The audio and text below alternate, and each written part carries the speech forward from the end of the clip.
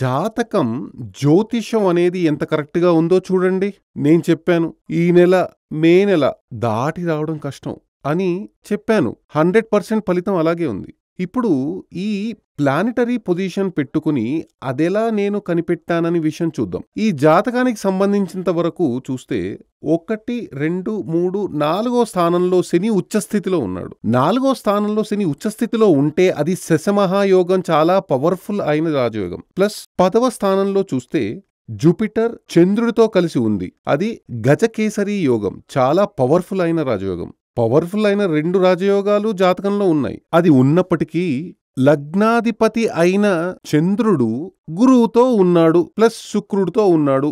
శుక్రుడు 11వ అధిపతిగా ఉన్నాడు. క్లుప్తంగా చెప్పాలంటే ఒక మైనస్ కూడా చెప్పలేము. మరైతే అలా ఉన్నప్పటికీ ఎందుకిలా ఆ పిల్లకి మృత్యువు సంభవించింది, మరణం సంభవించింది?